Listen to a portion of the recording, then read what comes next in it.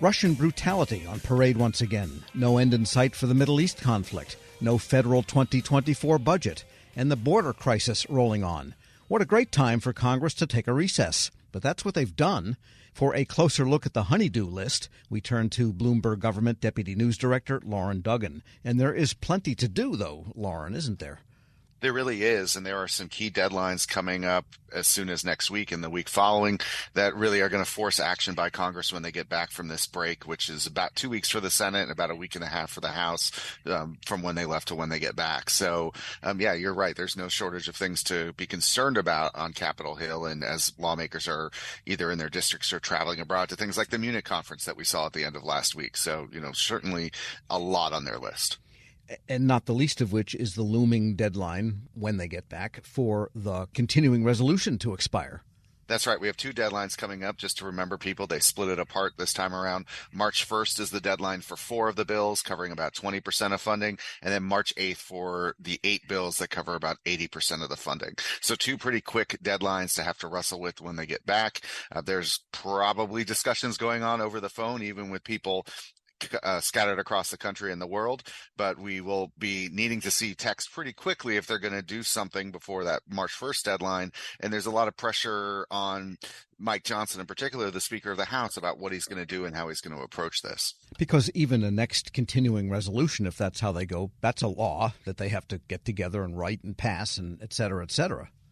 Right, and just a handful of days, get that drafted and run it through all the traps that you have to and figure out procedurally how to get it to the floor. And the stopgap bills have been problematic for first Kevin McCarthy when he was Speaker. That kind of led to his ouster. And then even the one that Mike Johnson got them to pass last year was not done happily by his membership and required a lot of Democratic support. And on the other fronts of Israel and Ukraine aid, it's not so much that the House conservative end of the Republicans have expressed opposition to those things. They just are using it as a wedge for more on border security, although details of what they want are not all that clear. Right. It's kind of stuck right now. The Senate passed its $95 billion aid package for Ukraine, Israel, Indo-Pacific. Nothing for the border and no border security language because the earlier package that had been negotiated over months didn't have enough support and was removed from the bill so they could move forward with what they had.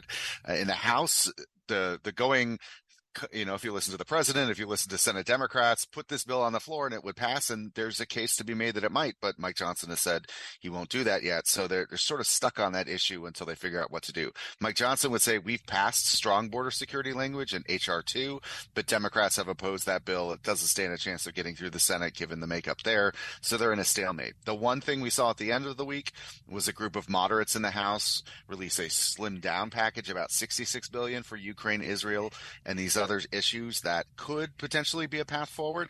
But again, they left town without necessarily a plan on how to address this issue.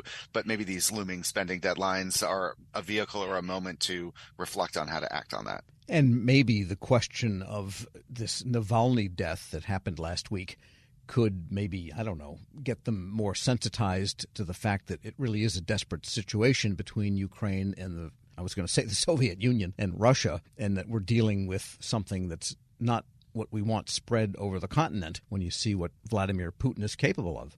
There have been a lot of discussions about Ukraine, and there are a group of people who don't want to continue funding it, or some people like former President Trump and others who have talked about maybe doing it as a loan instead of as straight funding that is really helping the military complex in the U.S. help produce these weapons or replace what's already been sent over. So, I think that the Navalny developments will be brought up and discussed as part of this, like those senators who are in Munich and hearing probably from Zelensky directly about what he thinks and bringing up Navalny and things like that. So you're right. I mean, the looming Russian threat is part of all this, and supporting Ukraine is about also warding off future wars or future conflict in Eastern Europe and beyond. We're speaking with Loren Duggan, Deputy News Director of Bloomberg Government.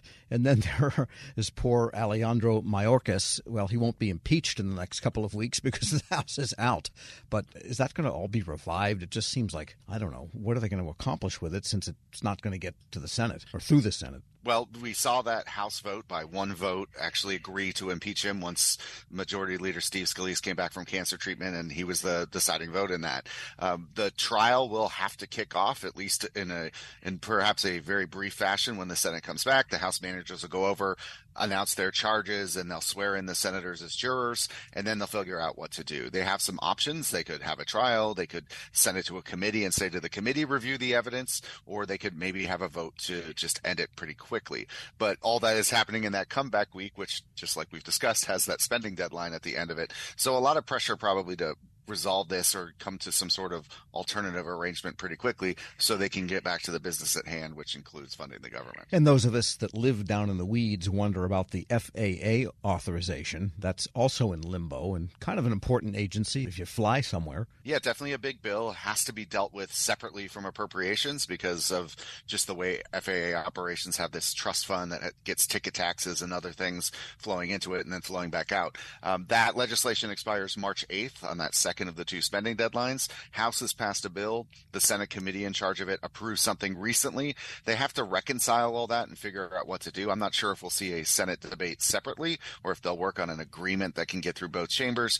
It might be a tall order to do all that by March 8th. And as you note, there's a lot happening in the aviation space with the Boeing 737 MAX and the doors there and the scrutiny around that, and just the desire to pass some legislation around safety and other things important to the aviation sector. So that is a pretty big bill that's kind of overtaken by all these other pieces of legislation. And there were some nominations, too, that were close to action. But again, the Senate gone for 2 weeks. So what are some of those? Yeah, I think we'll see some more action on that when they get back there. You know, there's Dellinger at the Office of Special Counsel has been held up, but might be a path forward on that.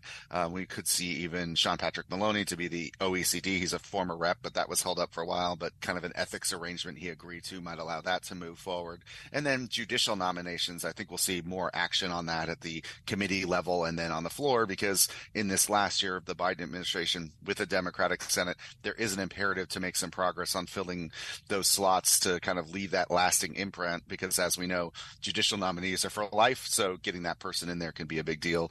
And we have one cabinet opening still, that Julie Su for the Labor Department. That one still seems stalled. We'll have to see if there's going to be more action or hearings on that, which the ranking Republican on the committee has called for.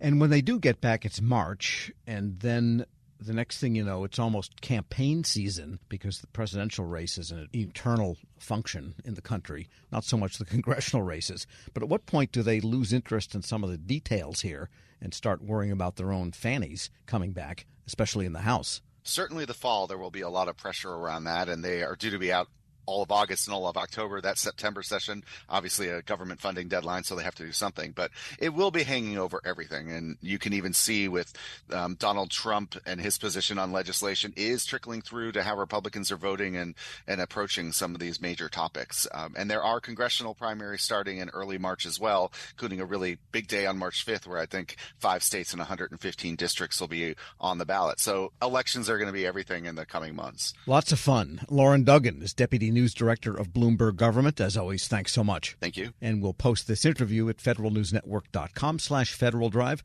Subscribe to the Federal Drive wherever you get your podcasts.